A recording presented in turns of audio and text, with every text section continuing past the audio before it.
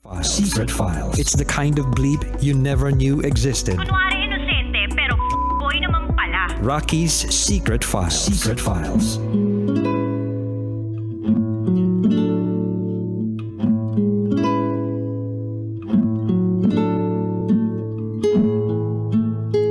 And we're back. Kasama nyo pa rin si DJ Rocky and this is Valerie's Secret File. Si Valerie na hindi kayang hiwalayan si Amery ng kanyang boyfriend dahil in love raw siya dito. Pero ang siste ay feeling niya siya lang yung nagmamahal.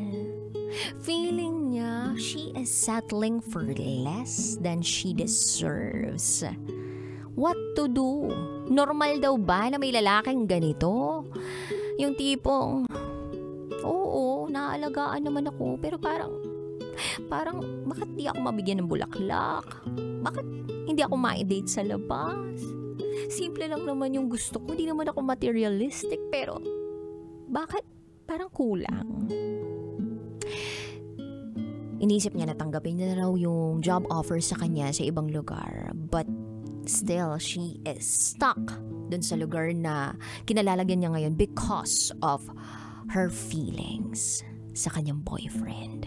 So pakinggan na natin ang mga kabisyo natin na nag-share ng kanilang mga thoughts, comments, suggestions, and violent reactions. Eto po ang sabi ni Lian Castro Gonzalez. Know your and his love language, then compromise.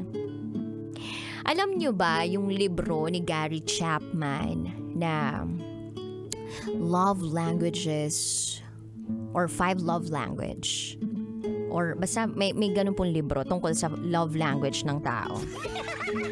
So, sabi doon, ang isang tao pwedeng makatanggap at magbigay ng pagmamahal sa iba't ibang paraan. So, kinategorize niya yun sa 5. Merong words, ibig sabihin, I love you. Kumain ka na ba? Lagi ka naalala, chat ka, text ka, sabihan ka ng mga kung ano-ano, ng mga sweet na salita. Yung parang mararamdaman mo na mahal ka. Or ganun siya magmahal, or ganun ka magmahal. Lagi ka nagsasabi ng I love you, I miss you, I care for you. Pangalawa, acts of service. Ito yung lulutuan ka kahit na pagod siya. Ito yung hatid sundo ka sa trabaho. Yan, acts of service. Maserbisyong tao. O minsan pag minasahe ka, may extra service. Charot! Darot! Pangatlo, gifts. Ito yung bibili siya ng favorite mong ulam. Bibili siya ng favorite mong tsokolate. Ito yung bibigyan ka ng bulaklak.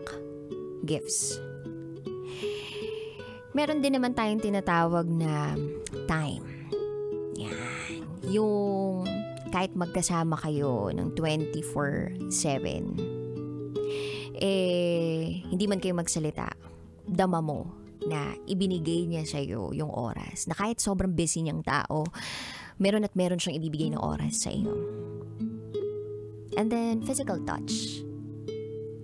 Yan yung sa bawat haplos niya sa'yo, may nadudukot na pera. Charot! Darot! Yung tipong pag ginawakan ka, alam mo na mahal ka. O kapag ginawakan mo siya, tanda yun ng pagmamahal mo para sa kanya. So, may iba't ibang paraan daw tayo kung paano magmahal ng tao. At yun daw yung lengguwahe natin ng pagmamahal. Pero hindi porke ganun daw tayo magbigay ng pagmamahal sa taong mahal natin, ganun din yung pagtanggap natin sa pagmamahal.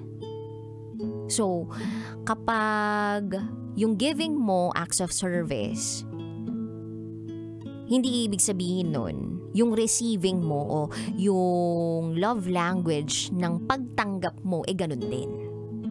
So, magkakaiba. It's more of understanding each other's love language. So, maganda dyan is yung mag-communicate talaga kayo sa isa't isa. At itanong mo sa kanya kung paano ka ba magparamdam ng pagmamahal? At paano mo mas nararamdaman na mahal kita? Yan yung mga katanungan na dapat tinatanong sa partner. paano ko mas maipaparamdam sa'yong mahal kita? Kasi kapag nasabi mo yun, nasagot mo yun, tas walang ginawa yung partner mo para ma-meet ka dun sa gitna, ay, ibig sabihin, tamad yan. Or hindi ganun kamahal. Anyway, eto naman sabi ni Darwin Russell. Valerie, it seems na frontal GF ka lang ng partner mo. Yes, meron siyang konting effort sa'yo, pero not enough for you to the point na manhid ka sa presence niya. Ask him why. There's a reason kung bakit ganun ang treatment niya sa'yo, and don't end your relationship ng dahil lamang sa simpleng bagay na madali lamang ayusin na kayong dalawa lang. True. Huwag padalos-dalos ng desisyon dahil baka mamaya nasa huli ang pagsisisi. Ano ang rason kung bakit ganon ang boyfriend mo? Hindi kaya sa iba lang siya masipag. Charot! Darot! Eto naman ang sabi ni Cesar Ramos, Bantug. Take it away! Hello, sabi ko lang po sa kay Ate Valerie na ate, mag-take a break ka muna at antayin mo kung may gagawin siyang effort. Kung wala rin naman, buti pa iwanan mo na lang yan at maghanap ka ng iba kasi deserve mo naman talaga na magmahal ng iba na papahalagahan ka. At saka shoutout ka pala ulit DJ Rocky sa asawa ko na si Perjoan at kasama niya na si Ma'am Lenny Lodi Guzman na may dalang itlog maalat galing Tarlac na napakasarap. At sa pamangkin ko sa Maasin City Southern Leyte na si Jason Ilong at sa barkada ko na sa Yangabs, lalo-lalo na kay Lady Jean at sa kanyang Ladies Pastry. Salamat po, DJ Rocky. Thank you so much, Cesar Ramos Bantug. Eto ba sabi ni John Rick Sulte? Hindi ka mahal ng boyfriend mo, mahal ka lang niya pag nagkikita lang kayo. Yung lalaki na nagbigay sa'yo ng flowers and chocolates, ibig sabihin may gusto yun sa'yo. Or ako na lang ang magmahal sa'yo, paliligayahin kita, bibigyan kita ng flowers at chocolates at higit sa lahat, didiligan ko rin ang flowers mo. Hoy! Wag yan! I miss you, DJ Rocky. Pabati po ang San Isidro Boys, Ilaya, Liliw, Laguna at Sulte Family. Thank you so much, John Rick Sulte. Hindi ka raw mahal, Valerie, ng jowa mo. Eto pa sabi ni Bernard Laurejas. Sus, pinakomplikado ang buhay. Ganun lang naman. Kung pasisimplihin mo, ang tanging solusyon dyan ay mag-move on. Tanggalin na ang drama sa buhay. Live in reality. Sa boyfriend mo na ibinuhos ang love mo. Ang toxic kasi ng relationship ng mga magulang mo sa bahay ninyo. Nag-aaway parate. Well, ikaw ang magmahal sa sarili mo kasi taken for granted ka ng boyfriend mo. Walang pinipili ang pagmamahal. Watching live from Yoshimitsu, Mabalacat, Pampanga. God to be glory. I love you, DJ Rocky. Thank you so much, Bernard Laurejas. Move on ka na raw, girl. Ito pa sabi ni Myra Dar. Para sa ating secret file na si sender na si Valerie, siguro dapat kausapin mo muna ang boyfriend mo. Sabihin mo sa kanya yung nararamdaman mo para aware din siya. Kailangan nyo mag-communicate kasi kung ipinagpatuloy pa o ipinagpapatuloy nyo pa yung ganong treatment niya sa iyo, patuloy ka lang masasaktan. Siya lang din ang makapagsasabi kung ganun ba talaga siya, magpakita ng pagmamahal sa iyo. At malay mo naman kapag nagkausap kayo, magbago pa siya. Magiging okay ka rin, Valerie. Stay strong. Thank you, DJ Rocky. I miss you so much po. Communication. Ito pa sabi ni Mayumi. Happy Three Kings, happy translasyon, happy new you, lahat na ng happiness ay sumaiyo, DJ Rocky. Para kay Val, tingin ko kahit love mo si Amery, pero dahil marami ka rin in-expect sa partner mo, hindi ka tuluyang magiging masaya. Bakit hindi ka mabigyan ng flowers? Bakit hindi ka mabigyan ng chocolates? Bakit hindi ka ma-date? A never-ending expectation from your boyfriend will make your life miserable. Walang pumipigil sa'yo at sa mga gusto mong gawin sa buhay, kundi ikaw lang, Val. Hindi love mo kay Amery ang pumipigil sa'yo para sundin mo kung anong gusto mong gawin, kundi ikaw mismo ang pumipigil sa sarili mo at sa sarili mong kaligayahan. Marami kang gusto na gawin para sa'yo ng boyfriend mo, and all I can say is marami kang deserve ko ba to? Which is toxic na rin as a partner. Sorry to say So kung feel mo na mas malungkot ka sa kanya, why not let him go? It will set you free rin. Win-win situation on both sides. Kung ang talagang hanap mo ay happiness at peace of mind, ikaw ang magbibigay niyan sa sarili mo. At yung taong hinahanap natin sa buhay, dapat sila lang ang mag-a-add ng happiness sa buhay natin. God bless you, Val, and wish ko mahanap mo na ang deserve mo ayon sa standards mo. From Mayumi. Very well said. Ito pa sabi ni Marvin Mark Bautista aka Big Brother. Magandang hapon, DJ Ravi. At sa lahat ng Secret Files. Para sa ating letter sender, simple lang sasabihin ko. Ang mahalaga sa isang relasyon, dapat give and take. Kahit sabihin mo, demanding yung isa, demanding si ganito, demanding si ganun. Dapat lagi nagbibigayan at nagkakaunawaan para tuloy-tuloy ang pagmamahala. Okay? Yun lang. Papadens Trouble Secret at sa Team Dakit Tears. At maligayang pakikinig at panonood kay Ma'am Pet Corrales, kay Ma'am Roxy Galpito at kay Ma'am Jo Esteves. Kaya naman DJ Rocky, sorry na bulol. Kaya naman DJ Rocky, salamat mula sa bahay ni Kuya. Thank you so much, Marvin Mark Bautista. Ito pa sabi ni Jomer Palulim. Sabi nga nila kung broken family, ganun din ang pwedeng mangyari sa iyo. Pero kung mahal ka naman ng jowa mo, hindi niya gagayahin yon. Kung maliit naman ang problema, mapag-uusapan ng maayos. Shoutout po sila Luisa Tabilog at Mark Joseph Huros. Hi kay Charles Sancho na nagsasabing, kanina pa ako nagsasabing tinaasan ako ng kilay sa SF ngayon. Why? Kasi sender, both of you hindi pa rin sure sa nararamdaman ninyo kung may love o wala. Playtime lang. It's a crazy little and tough thing called assurance. Assurance sender sa last part ng SF mo describes no-label relationship. Tama ba? Actually, pares kayong nagkakalituhan. Totoo nga bang nakakabulag ang pag-ibig kung pares kayong hindi sure sa isa't isa? Actually, normal din yan sa lalaki. Nakakalito. Sa totoo lang. Pati nga ako lutong-luto na ako nung sasabihin. Parang tubig lang yan. Lumalabo kinabukasan. Hi kay Vic Cano. And he says, Hi, I hope you're having a good day. Sorry for the message. I hope I don't bother you. I just want a message about the secret file. Ramdam ko yung secret file. Parang ako yung guy. I don't know what to do. Kasi avoidant daw ako. Tapos anxious yung partner ko. Ilang beses naman naming sinubukang itry. Kaso ngayong araw mismo nag-break na kami. Ako yung nakipag-break kasi napagod na rin ako. Yeah. I felt it was already toxic so I ended it. 1.5 years na rin po kami. Sorry to hear that, Vic Cano.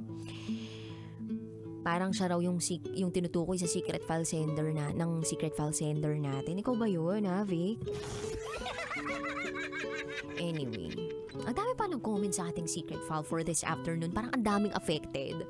Pag pinag-uusapan kasi yung effort sa isang relasyon, parang, parang lahat nagigising. Alam mo yun? Lalong-lalo na yung mga kababaihan na gusto lang naman nilang maramdaman na mahal sila. So, babalik tayo dun sa 5 Languages of Love by Gary Chapman. Pero may na-invento recently or parang may mga nakikikinita ako sa TikTok. Yung anxious style or avoidant style of relationships. Parang may ganon. So, mag-focus muna tayo dun sa love language and the importance of open communication. Bakit nga ba may mga unsuccessful relationships? Kasi nga, hindi na nagkakaintindihan, mas marami na yung away kaysa sa magandang pagsasama, mas marami yung mga araw o gabi na umiiyak yung tao kaysa sa payapa lang. And supposed to be, ang isang relasyon ay safe haven. Ang isang relasyon ay makapagpapagaan ng buhay. Hindi yung makapagdadagdag ng stress mo, ng bigat sa araw-araw mong buhay. Of course, sa isang relasyon, dalawa yung taong nagmamahalan dyan. Dapat. Pero may pagkakataon na iisa na lang yung nagmamahal ng sobra-sobra. At yung isa, nakampante na lang na mayroong nagmamahal sa kanya. Hindi ko sigurado kung ano talaga yung relasyon na meron kayo, secret file sender. Because from the looks of it, and the way I read it, parang ang labo nyo pa rin. Parang wala kayong label. Hindi ako sure kung boyfriend, girlfriend na matatawag kayo. Pero one thing is for sure, kapag gusto ka ng isang lalaki, you will never be confused about it. He will let you know that he likes you. He will make you feel that he likes you. At tayong mga babae, magaling tayo pagdating sa pag-a-assume sa mga ikinikilos ng isang lalaki. Ay, inalagaan niya naman ako eh. Ay, binuhat niya naman yung bag ko. Siguro gusto ako nito. Or people in general, we like to assume. We like to judge. We like to observe. And from that observation, without confirmation, meron na tayong assumption. Meron na tayong perspective na buo na kahit wala namang factual basis. At hindi nanggaling yung words mula sa taong yun. So, dito papasok ang importansya ng open and honest communication. Valerie, kung gusto mo talaga na masolusyonan yung nararamdaman mo at kung gusto mo talaga na maliwanagan ka sa kung ano man yung meron kayo ng jowa mo, quote-unquote, sabihin mo yung nararamdaman mo, but not in an attacking way. Kasi may ibang mga tao dyan, kapag feeling nila may issue sila sa jowa nila or partner nila, parang the way they deliver their issues or concerns, parang inaatake nila yung mismong tao. Para bang, eto kailangan mong gawin. Parang it sounds demanding and at the same time, parang expecting and selfish. So, you have to come from a place of vulnerability. So what do you mean by that? Pag naging honest ka sa partner mo at makipagkwentuhan at makipag-discuss ka with your issues sa kanya, magsimula ka sa kung ano talaga yung nararamdaman mo. Alam mo, these past few days, ito yung nararamdaman ko. Malungkot ako. At the same time, feeling ko, unloved ako. And then state the incidents na naramdaman mo na parang may kulang o parang merong siyang hindi nagagawa for you. Tapos sabihin mo dun yung possible resolution. I think much better kung ganito yung gagawin mo kasi I feel love pag ganito yung ginagawa mo for me. Okay lang ba kung mag-date tayo? Ilabas mo naman ako kasi mas mararamdaman ko na love mo ko. Yung mga ganun ba?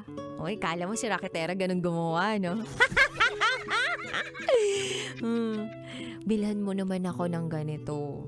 O kaya, pakita mo yung mga picture sa cellphone, ng mga bouquet of flowers, sasabihin mo, gusto ko rin makatanggap nito. Yung mga ganon. Alam mo tayong mga babae, madali naman tayo magaling naman tayo sa mga ganyan eh. Yung mga pari-parinig. Hello, ako nga buti na lang may radyo eh. Nakakapagparinig ako eh.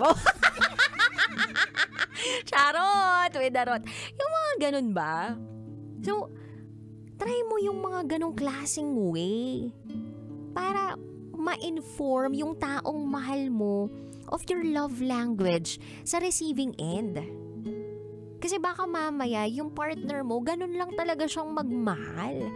At feeling niya okay na yun sa iyo. Kasi hindi ka naman nagre-react at hindi naman sila manghuhula. Para alamin or alam agad kung ano yung nararamdaman mo. So you have to communicate your thoughts, your feelings so that maintindihan ka niya. Kasi kung sinabi mo tas wala siyang ginawa at paulit-ulit niyo yung dinidiscuss, then wala talaga yan. Kung wala siyang ginawa at wala siyang pagbabagong gagawin, ay, ibig sabihin hindi ka mahal niyan. Kasi walang effort eh. Sinabi mo na eh, tapos napag-usapan yun na nag-agree kayo. Tapos wala pa ring effort, ano yun? So, sa 10 hakbong mo punta sa kanya, magbigay din dapat siya ng 5 patungo sa'yo. Para magtagpo kayo sa gitna. Kasi yun ng relasyon. At kung meron ka mang past issues, kung meron ka mang family background, may trauma ka in the past, yes, parte yan ng pagkatao mo, parte yan ng buhay na meron ka ngayon. Affected yung mga desisyon mo nang dahil sa nakaraan mo. Pero hindi mo dapat yun dalhin sa relasyon na meron ka.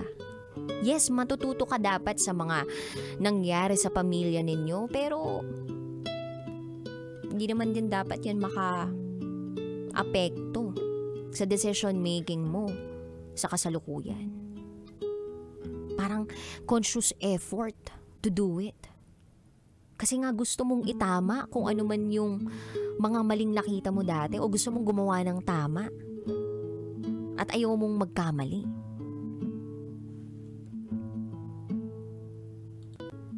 So ayun lang kabisyo. Sana, Valerie, i-open mo yung nararamdaman mo sa boyfriend mo, and that's when you decide kung dapat pa bang ipagpatuloy or hindi. Kasi lahat naman ng tao deserve ng pagmamahal. Iba-iba lang tayo ng pagbibigay at pagtanggap ng pagmamahal. May mga ibang tao, mas nararamdaman nilang mahal sila kapag binibigyan sila ng mga mamahaling bagay. Yung tipong mga 29,999 engagement ring. Pero may mga ibang tao naman, okay lang makatanggap ng 299 pesos engagement ring dahil nabili na nila yung bahay at lupa nila. Nagtitipid na sila. And ma-effort naman yung lalaki sa kanila. O sa kanya. Sa kanila tuloy. Daming babae yan. Nung nag-propose naman, sa balisin naman ginawa. Alam mo yon, 299 pesos na rin, pero sa balisin ginawa yung proposal. Alam mo, the thought of it lang eh. Diba? Yung tipong nag-ready ba siya? Yung process of him doing those things. Alam mo yon, yung pinag-isipan niya ba yon? Was there a process? Kahit papaano, nag-struggle ba siya dun sa parting yun? Or naisip ka niya? Yung mga ganun, mga little things that matters. Sana wag natin kalimutan pa rin na ma-appreciate yung mga binibigay, ipinaparamdam, nasasabi ng mga partner natin na magaganda naman. Hindi porke araw-araw, simple lang, ganun lang. Ibig sabihin wala lang yun. Matuto tayong magsabi ng magic words na thank you. Kahit ng mga adults na tayo. Kasi minsan di naman natin kailangan na suklian yung ibinibigay natin sa kanila. Kundi ma-appreciate man lang yung naibibigay natin o naipapadama natin. That's the least na pwedeng maiparamdam o maibigay sa atin. That we are appreciated. So sa mga kabisyo natin out there na may mga jowa dyan na hindi na-appreciate yung partner nila, humanda kayo, baka hiwalayin kayo niyan. Charot with Darot. If you wanna share your secrets, share it to me, rakatera@gmail.com. I gotta say BRB as in bathroom break. You are still with me, DJ Raki, and you are listening here sa stasyong number 1 sa mga malulupet. Manggapang sa Kakaldasdahan, 90.7 Love Radio. Unisilver, ang paborito kong Sasakyan sikat, basta't